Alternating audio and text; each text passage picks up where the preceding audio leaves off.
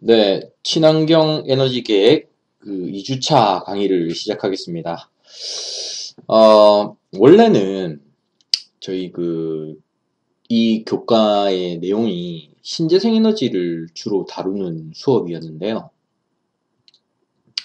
이 1학기, 그러니까 중간고사 이전 부분에는 이제 신재생 에너지에 대한 개괄적인 내용을 다루고, 중간고사 이후부터는 이제 조별로 여러분들에게 과제를 나눠주면서 어떤 발표를 하는 위주로 수업을 진행을 했었거든요. 이 코로나 팬데믹 이전에는. 근데 이제 코로나 팬데믹도 팬데믹이고, 또 이거 가지고 지금 상황에서 조별 과제를 할 수 있는 현실적인 여건이 마련되지 않지 않습니까? 여러분들도 힘들고, 그렇기 때문에 이제 교과 과정이 좀 비다 보니까 신재생 에너지에 대한 부분을 조금 더 심화해서 가르치자. 또 그것을 심화하기 위해서는 아무래도 좀 이론적인 내용들, 그리고 또 신재생 에너지 설비를 설계함에 있어서 장비 용량이나 아니면은 어떤 시스템의 설계를 할 때 우리가 건축의 어떤 부분에 우리가 주안점을 두어서 설계를 해야 되는가 하는 이런 이론적인 내용을 조금 많이 보강을 했습니다. 그러다 보니까 이 이론이 너무 어렵다. 나는 이 숫자만 봐도 숫자 울렁증이 있어서 정말 죽겠다. 이런 분들도 아마 있을 겁니다. 그런데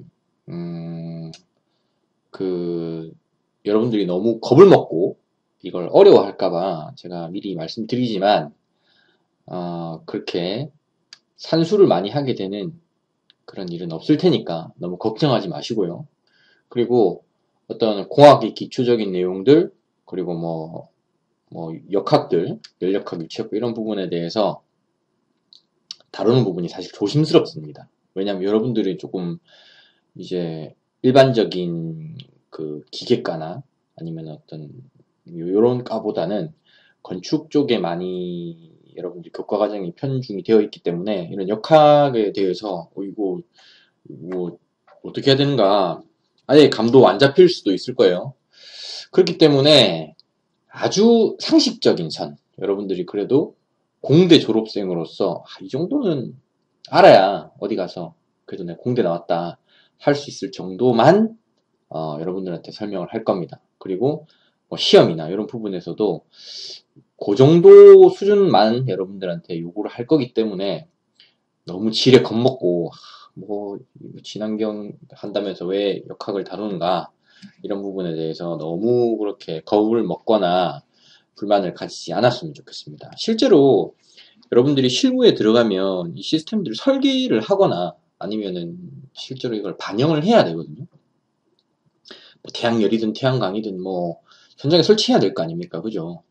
설치하려면 이게 정말 제대로 됐는지, 이게 용량에 맞는지, 이게 작동 원리가 지금 설계가 맞게 됐는지, 이 정도는 여러분들이 좀 보고, 이 정도는 용량이 좀 과다하다든지, 좀 용량이 모자라다든지, 여기에 대해서 여러분들이 조금 지적을 할 수 있다, 아니면 좀 개선 보완을 할 수 있다, 이러면은 여러분들이 되게 이제 능력 있는 신입이 되겠죠. 그렇기 때문에 너무 나는 이거 안 했는데 라고만 먼저 생각하지 말고, 내가 좀 더 내 지식의 지평을 좀 더 넓히겠다, 좀 더 똑똑한 사람이 돼보겠다, 이런 어떤 열정을 가지고 임했으면 좋겠습니다. 네, 내가 너무 처음부터 겁을 준 것 같은데 겁먹지 말라는 뜻에서 얘기를 한 겁니다. 자, 2주차에는 온열환경 기초, 그러니까 사람이 얼마나, 제실자가 얼마나 따뜻하고 차갑게 느끼는가, 이런 거에 대한 기초와 그 다음에 공학적인 기초 내용들을 좀 다루도록 하겠습니다. 물론 여러분들 다 했겠지만 지난 시간에도 말했듯이 여러분들이 한 학기가 지나고 방학이 끝나고 딱 복학을 하면은 여러분들 백지 상태잖아. 사실 그렇잖아요. 아주 깨끗한 아주 줄만 쳐져 있는 노트에 이 상태로 여러분들이 복학을 하는 것을 나도 경험해봤기 때문에 잘 알고 있습니다. 그렇기 때문에 했던 내용이라면은, 그냥 뭐, 이런 게 있었지, 라는 거 더 복귀하는 마음. 처음 보는 거라면은, 뭐 이런 게 있구나 하는 이런 마음으로 좀 받아들였으면 좋겠어요. 신부체온의 항원성입니다. 신부체온이라는 말은, 우리가, 이쪽, 몸의 중심, 요런 중심 부분을 우리 신부라고 합니다. 그래서 이렇게 더운 날과 따뜻한 날과 어떤 추운 날이 있을 때 우리 몸의 온도를 이렇게 찍었을 때, 열화상 카메라 같은 거 찍었을 때는, 더울 때는 몸 전체가 이렇게 뜨겁게 온도가 높습니다. 따뜻하면은 약간 이 표면은 약간 온도가 낮고 이 부분은 높고요. 추울 때는 바깥에는 이렇게 찹니다. 우리가 막 겁나 추운 날 여러분들 나가면 막 손발이 차잖아요. 그리고 이제 혈액순환이 잘 안 되시는 엄마나 할머니, 할아버지들 손발이 시리지 않습니까? 그럴 때는 요런 부분, 요 말단 부분, 요런 부분에는 혈류순환이 잘 안 되기 때문에 온도가 좀 낮습니다. 그럼에도 불구하고 요 부분, 실제로 우리가 내장 기관들이 작동해야 하는 요 부분은 온도가 높거든요. 왜 그렇겠어? 머리도 그렇고요. 얼굴도 그렇고 온도가 높습니다. 이거는 비록 온도가 외부의 어떤 그 기온차 때문에 온도가 떨어지더라도 우리 몸을 실제로 운전을 해야 되는 이 엔진은 높게 온도가 유지가 되어야 하기 때문에 그렇고, 또 실제로 우리가 인체의 어떤 내부적인 발열 때문에 이 온도가 높게 이렇게 나오는 겁니다. 실제로 우리가 아주 추운 날 자동차 운전을 하면 겉에는 차갑지만 실제로 본네트를 열어서 엔진 딱 보면은 겁나 뜨겁잖아요. 그것처럼 우리 실제로 가동을 하는 엔진이 돌아가는 이 부분은 이제 뜨겁다는 말입니다. 그래서 신부체온은 항온성, 항상 비슷한 온도를 유지한다라는 겁니다. 이거는 이제 평균적인 온도에 따라서, 신체의 평균적인 온도에 따라서 다른 부위가 어떤 온도 차를 보이는가 하는 건데요. 발 같은 경우는 그러니까 평균적인 온도, 외부의 온도와 거의 비슷하게 온도가 낮으면 낮고 높으면 높아지는 경향을 보입니다. 그런데 손, 피부, 몸통, 얼굴, 직장은 내장 기관이를 말하는 거겠죠. 직장 같은 경우는 거의 동일한 온도를 보이는 겁니다. 아까 제가 설명을 좀 잘못했는데 이거 외기입니다. 외기. 예. 외기 온도에 따라서 평균 피부 온도도 약간 낮고 온도가 높아지면 높아지지만 이렇게 신체 말단 부분, 손발 같은 경우는 더 낮고 비슷해지고요. 나중에 이렇게 내장 기관에는 항상 비슷하게 온도가 유지가 된다 하는 겁니다. 그래서 어쨌든 신부체온의 체온 조절 기능에 의해서 거의 일정한 37도 정도를 유지합니다. 36.5도 정도 되죠. 옛날에는 이 온도가 참 헷갈렸는데 요즘에는 워낙에 막 어디 갈 때마다 온도계를 찍으니까 36점 몇 도가 우리가 체온이라는 걸 대충 알고 있죠. 그래서 37.5도가 넘으면 바로 이제 입구 컷 당하게 되겠죠. 그런데 어떻게 이 온도를 유지하는가 하는 겁니다. 여러분들 그 생물 2 이런 거 선택하거나 아니면은 생물 공부를 했으면은 기억하겠죠. 어떤 아드레날린을 분비를 해서라 어떻게 체온을 상승시키고 땀구멍은 좁아지고 이런 것들 기억나죠? 어쨌든 그렇게 해서 어쨌든 열 생산량이, 신체 내부의 열 생산량이 증가하면은 이 신부체온이 올라가게 되고요. 그 다음에 너무 덥다 할 때는 어쨌든 신체에 땀구멍이 열리고 땀을 배출하고 이렇게 해서 열을 방출해서 온도를 떨어뜨리는 역할을 하죠. 그래서 우리 몸의 체온을 항상 비슷하게 유지하는 역할을 합니다. 이거는 자율신경계에 의해서 되는 거죠. 그 다음에 체내외의 에너지 평형 모델인데, 우리가 실제로 음식을 100을 먹는다고 하면은 밖으로 나가는 일은 한 20 정도밖에 되지 않습니다. 대부분 다 열로 방출이 되고요. 이 중간에 어떤 이 과정은 ATP와 CP 등등이 있는데 이건 우리가 굳이 알 필요가 없죠. 왜냐면 우리는 이미 수능을 다 끝났으니까 생물2를 다시 배울 필요는 없지 않겠습니까? 그렇기 때문에 이런 것들은 알 필요가 없어. 이런 거 물어보지도 않을 겁니다. 예, 이런 거 알 필요가 없고요. 근데 여러분들이 하나 알아야 되는 것은, 여러분들이 음식을 100을 먹는다고 하면은 일반적인 상황에서 외부로 나가는 일은 20 정도밖에 안 된다. 대부분이 80으로 열로 밖으로 빠져나가는 겁니다. 그래서 우리가 겁나 빡세게 운동을 해도 뭡니까? 덥기만 덥고, 그죠? 일을 하는 것은 크게 다르지 않다 하는 겁니다. 대사에 의한 열 생산입니다. 그래서 여기 보면은 우리가 움직임에 따라서 우리 인체가 얼마나 많은 열을 만들어내는가 하는 것에 대한 이야기인데요. 이것을 우리는 매트라는 용어로 정의를 합니다. 매트라는 용어로 정의를 하는데요. 우리가 의자에 앉아서 작업하는 어떤 에너지 소비량을 아주 기본 단위, 매트 값을 1로 우리는 정의를 하거든요. 그래서 여기 보면은 1매트인 것은 사무실에 의자에 앉아서 독서를 할 때 1매트가 됩니다. 매트 값이 1.0인 겁니다. 그러면은 빡세게 운동하면 그만큼 높겠죠. 그래서 PC 작업하면 1.1, 머리 좀 쓰면 1.1, 그 다음에 파일 정리하면 또 좀 더 머리 아프니까 또 1.2, 그 다음에 파일 정리 서서 하면 1.4, 걸으면 1.7 정도 되고요. 그 다음에 평지 보행을 걸으면 좀 더 높아지고, 그 다음에 운전하면은 뭐 승용차 운전하면 좀 뭐 낮겠죠. 별로 안 힘드니까. 중장비는 조금 더 힘들 거고, 그 다음에 요리하면 2.0 정도, 청소하면 3.4 정도, 그 다음에 등등등 해서 테니스 하면 4.7, 농구하면 7.6, 레슬링 하면 8.7까지 이렇게 매트 값이 올라가게 되는 겁니다.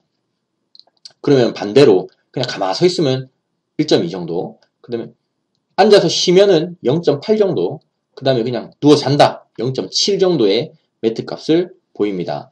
이럴 때 실제로 인체가 발산하는 에너지의 양을 봤을 때는 매트 값이 0.7일 때는 한 70와트, 와트는 1을 줄 퍼 세크죠. 1 칼로리는 4.2 줄이고요. 그죠? 자, 요거 상식입니다. 상식.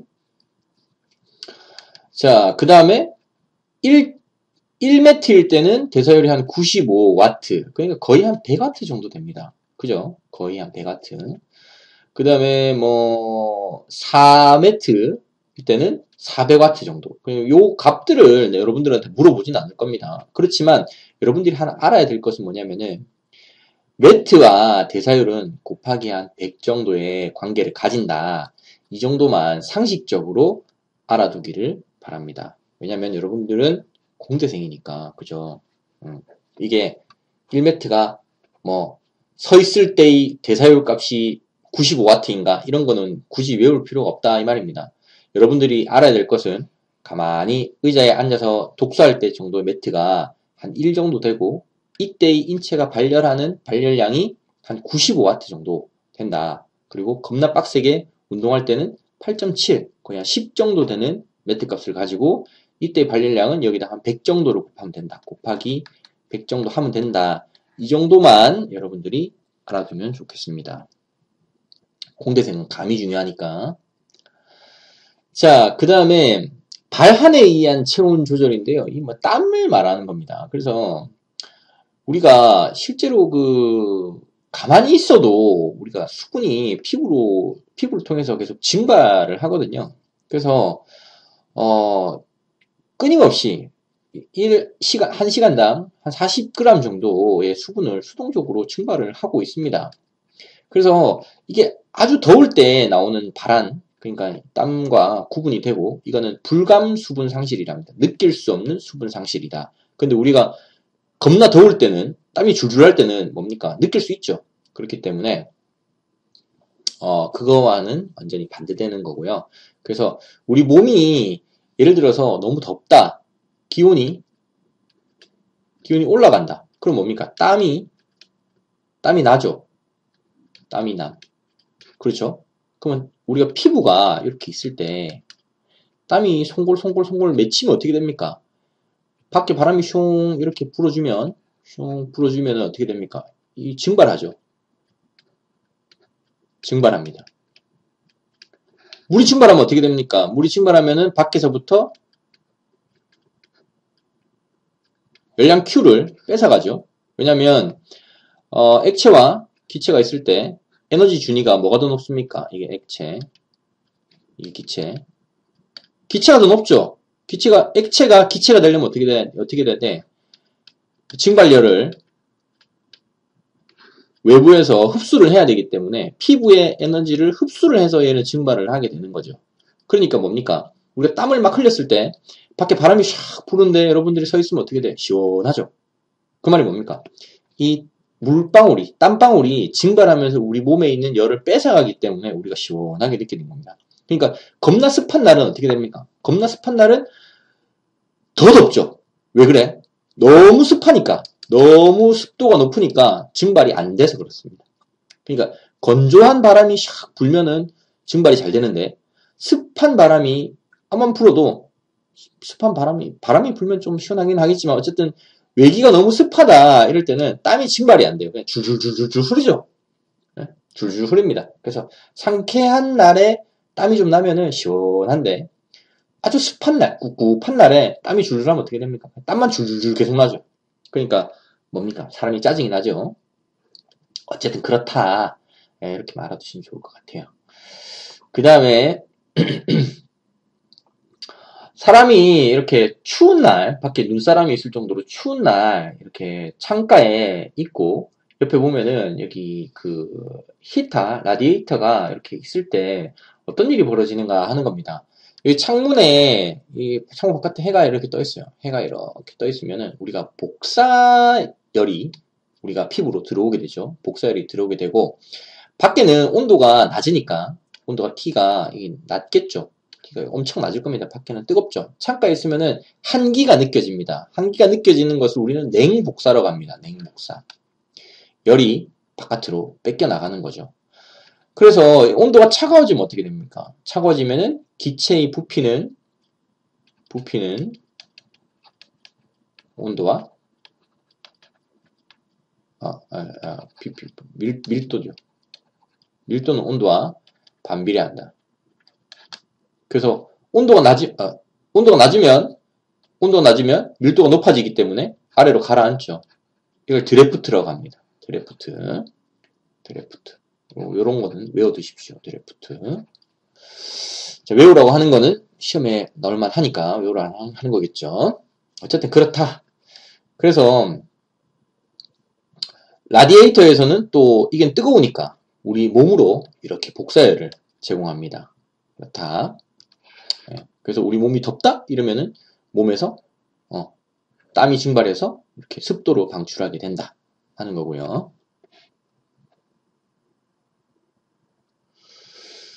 자, 그 다음에 우리가 가만히 아까 우리가 인체의 발열량에 대한 이야기를 할 때 움직임의 정도에 대해서 따라서 달라진다고 했습니다. 가만히 앉아서 책 읽을 때는 한 1 정도 독서 매트가 대략 1 정도 된다 했습니다. 레슬링 한 8.5 정도 된다 했죠. 이거는 뭡니까? 활동량에 따라 구분한 거고요. 그냥 가만히 앉아 있는데 우리가 가만히 앉아 있더라도 옷을 엄청 두껍게 입을 때랑 팬티만 한 장 걸치고 앉아 있는 거랑 그때 다르겠죠. 그것을 우리가 이제 구분하는 건데요. 이거는 이제 클로라고 하는데, 클로가 이제 보통 우리가 의복을, 옷을 영어로 클로스라 하잖아요. 클로스에 클로를 앞에 떼가지고 하는 건데, 어쨌든, 통상 한 20도씨의 실내 환경에서 열 평형을 유지하기 위해 필요한 의복의 열 저항값을 1클로로 정한다라고 되어 있는데요. 20도 정도면은 뭐냐면은 여러분 20도면은 약간 쌀쌀한 그 방에 우리가 그 겨울에 방에 딱 들어갔는데 보일러를 틀어가지고 약간 그 내복을 입고 있어야 약간 편안할 정도가 한 20도 정도 됩니다. 20도 정도. 한 24도 정도 되면 좀 뜨뜻한 느낌이 들고요. 한 반팔 정도 입어도 괜찮은 정도 느낌이 드는데 20도 정도면 좀 온도가 낮아요. 그래서 우리가 집에서 옷 좀 챙겨 입고 있을 때 그때가 우리가 편안한 상태입니다. 편안한 상태라는 말은 뭡니까? 우리가 열평형, 그러니까 외부와 어느 정도 열평형을 이루어서 우리가 땀도 별로 안 나고, 그 다음에 별로 춥지도 않고, 별로 내 체온을 유지하기 위해서 심장이 열심히 일을 안 해도 되는 정도를 말하는 겁니다. 이때의 의복의 열저항값을 1클로로 정하는데요. 그래서 보면은 남자일 경우에 겨울 바지, 겨울 상의, 긴팔 셔츠, 속옷, 양말, 신발 신고 여기에다가 스웨터까지 걸치면 한 1.09클로가 됩니다. 그렇죠? 그러니까 우리가 뭐 방에 들어가서 긴팔 입고 내복 입고 할 정도가 한 1클로 정도 된다 보시면 되고요. 반바지 반소매 팬티 샌들 신었을 때는 한 0.3클로, 그러니까 여름 옷 입고 있을 때는 0.3클로, 겨울 옷 입고 있을 때는 한 1.09, 그러니까 한 1클로 정도 된다 이렇게 보시면 됩니다. 꼭 이게 정확하다라고 생각할 필요는 없어요. 이 클로 값은 보면 이게 겨울 바지가 얼마나 두꺼운지, 뭐 골덴인지 청바지인지 모르잖아. 아직 그런 부분이 정의가 안 돼 있기 때문에 요거는 나중에 이제 여러분들이 어떤 실무에 갔을 때 해석하는 해석자의 어떤 주관적인 판단에 정확한 디테일한 수치는 결정이 되기 때문에 아 반팔 입으면 한 0.3 정도 되는구나. 긴팔 입으면 1.09, 약간 가디건 하나 걸치면 한 1.1, 2 정도 되는구나. 이렇게 이해하시면 될 겁니다. 여성일 경우에는 이거보다 조금 낮고 조금 높은데요. 겨울 바지, 겨울 상의, 속옷, 스타킹, 스웨터, 신발 신었을 때는 1.17 정도, 여름 옷 입었을 때는 0.2 정도 클로 값이 된다. 이렇게 보시면 될 겁니다. 그래서 우리가 아까 여러분들이 매트 값이든 클로 값이든 보는 게 뭡니까?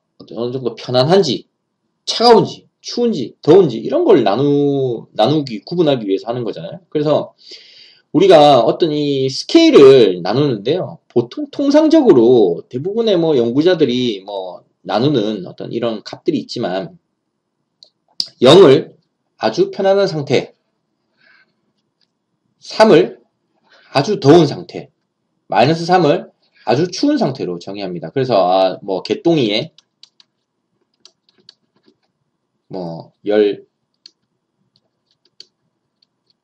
온열 쾌적 지수 이렇게 해가지고 K, D, P 이렇게 내가 정의했습니다. 그랬을 때 내가 정의한 KDP 값은 편안할 때는 0, 아주 더울 때는 3, 아주 추울 때는 -3 이렇게 하는 거죠. 그래서 여러분들이 지금 물어보는 겁니다. 사람 실내 제실자한테 보통 이제 설문을 하거든요. 설문해서 지금 교실에 앉아 있을 때 여러분 지금 춥습니까 덥습니까 해서 내가 지금 좀 춥습니다 하면은 조금 춥습니다 이러면 한 -2 정도, 겁나 춥습니다 이러면 -3 이렇게 하는 거죠. 그래서 여러분들 실제 그 객관적